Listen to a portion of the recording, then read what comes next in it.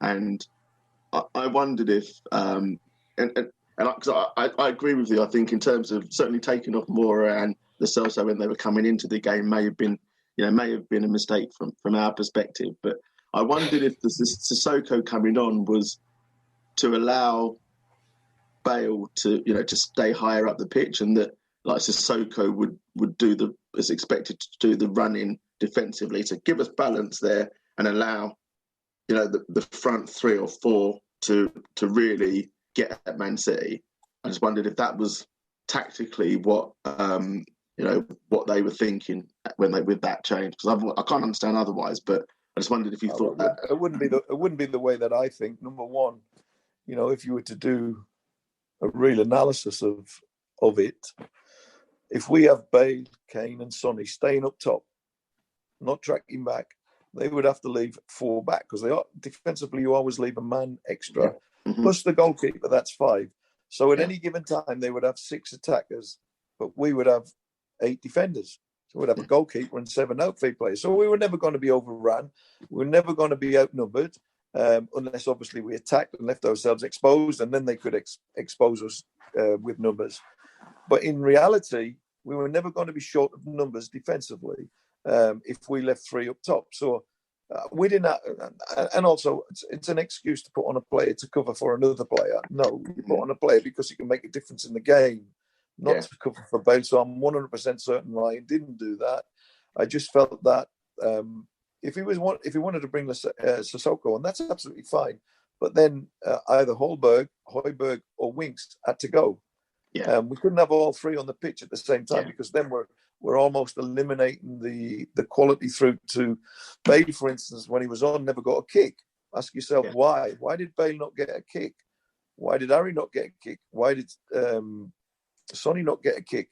Well, because suddenly we had 3 defensive-minded midfielders on the pitch, and we weren't getting anything through to them. So while it might have appeared from maybe a way of stopping them having so much ball, it actually enabled them to have more. And if you look at the goal, for instance, that they got, of course, there was many things went wrong with the goal, but they went 1-0 up. And obviously with 5 minutes to go still, we didn't have a touch of the ball in the last 5 minutes. We never had one piece of creativity. Sorry, my battery's running out. So I'm having to put the charger in. So not one piece of creativity happened in that last 5 minutes. Normally when you're chasing a game, you sort of, or if you're 1-0 up, that last 5 minutes is going to be the Alamo coming at you. But it never happened. We never got at them, and it almost felt like we had an away leg to play where we could win on away goals, because we were defending a 1-0 defeat. Now, as I've said earlier, it's in the DNA of Tottenham to have a go, to go there and win. And any Tottenham fan will hold their head high and say, God, we went there and we had a go. We lost 5-2, but God, we had a go at the best team in the country. And they just proved to be better than us.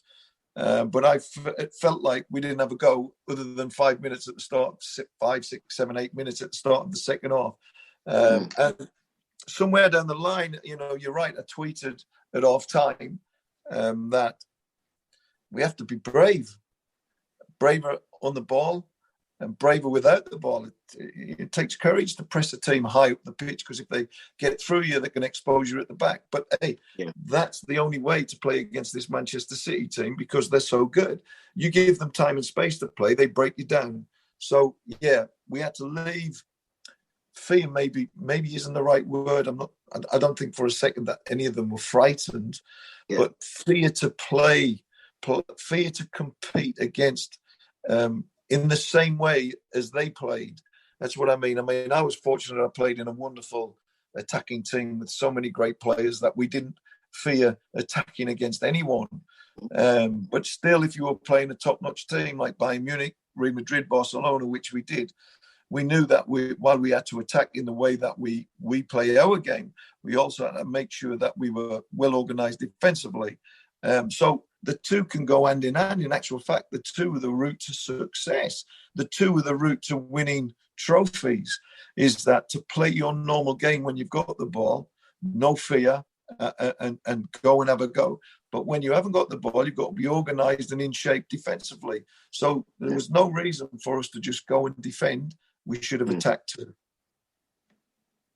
Okay, good stuff. Cheers. So, Jay, what was your take? I think I know Micky. I think one of the things you mentioned as well was about mentality. So, what is it you like, Jay? What do you think about in terms of the mentality of some of the players and big occasion, and we just don't turn up, we don't perform, don't play to our strengths. Well, this is the thing, isn't it? I mean, we've continually got players that say, I want to leave Spurs to go and win trophies somewhere, or you'll get the media drumming it up that our players need to leave to win trophies, which is a load of fucking bollocks. Because if you look, the last couple of years we've been in a Champions League final, we fucked it up. We were in the League Cup final yesterday. We've been in, I think, 3 or 4 semi-finals in the last few years as well. So these players have had the opportunity to go off and win some silverware, but they just keep falling at the hurdle every single time. So I think it's definitely a mentality thing. Again, I mean, Kane was poor yesterday. I don't want to jump up and down on him too much, but that's a couple of finals that we've been in recently where Kane hasn't. A world-class player like Kane should be able to drag us along, and we should be doing better than we are, because we have been getting the opportunities to get that silverware. But again, yesterday just felt like, I didn't particularly get that excited about the final until, I suppose, yesterday afternoon. And, I even wore my old dad's Spurs shirt down the pub, and there was a couple of Spurs fans down there, and everyone sort of gave each other a little nod as we all walked in. Everyone was buzzing, everyone was feeling excited, and it was like the build up to Christmas when you're a kid. You get really excited, you can't sleep, and you wake up in the morning, you go downstairs. That's what it felt like. And then the game kicked off, and Father Christmas hasn't been. He hasn't left me any fecking presents, and it's just a perpetual. It's just this perpetual disappointment as being a Spurs fan. It was embarrassing. Frustrating. Jamie, Jamie, is that why you're in the witness protection program? Yes, because you're all blacked out. Yeah, that is correct. Yeah, there's, you're not actually hearing my voice. This is an actor. That's right. It's an actor. Yeah, I've got an actor next to me, and one of those voice changer things. So I don't actually sound. If you've been affected by anything that you've heard, please call this number. Yeah, but I mean, as I said, it was shit, really, wasn't it? Absolute shit. Wasn't good enough. Wasn't great. Reggie has turned into the left back equivalent of Aurier. I think they've been training too closely with each other, because Aurier's influence is rubbing off on Reggie. Lo Celso, I thought, was poor. Spends more time on the floor holding his ankle and his shin than he does doing anything particularly that positive with the ball. You're right about that, and that is so frustrating, because him and Reggie do that, and Reggie does it a lot. He throws himself to the ground and screams, and then looks for the decision. The referee looks at him and we moan about other teams' players doing it, and those two are really as bad as anyone else, and they really scream like they've been shot, and it is, apart from being embarrassing, it's frustrating, because actually we don't get the decision and they're caught out of position. Yeah, exactly. And then we're a player down, and what they're doing is they're really gambling that I'm going to get that decision, and therefore we'll win. Yeah. We'll stay high up the pitch, and it won't be. It won't matter that I'm out of position, because actually I'm going to get the foul out of this. But so what you're saying, what you're really saying, Steve, is cheating does pay if you cheat and you can actually get your way out of it. You're saying that is honesty is not the best policy. Well, no, that's not what I'm saying. I think that's exactly what you said. Okay, I might need to revisit that. When I listen back to it, I'll try and work out exactly what I said, but I'm not sure that's what I said. But I'll anyway. edit that out. But just one thing I wanted to mention yesterday about the game that sort of pissed me off a little bit. I mean, I love Sonny to bits, but to be sat there on the pitch at the end of the game crying your eyes out because you've lost, it's just turned in an absolute dog shit 90-minute performance. And again, I come back to that point that these players have had the opportunity to win silverware with Spurs, and they keep fucking it up every single time. I think the last 4 finals that we've been in recently, we haven't scored a goal. Yeah, that's shocking, isn't it? Major concern, isn't it? You one of the things that frustrates me, guys, is we keep hearing you can't the media and Sky, etc., talking about Spurs and saying Harry Kane's got to leave because he'll never win a trophy at Spurs. Modric has got to leave. Bale's got to leave, and they'll go and win trophy. Well, hang on, they are part of us not winning a trophy. Yeah, exactly. Right now, if they've had opportunities to win trophies at this football club, and the problem is if players forever leave this football club.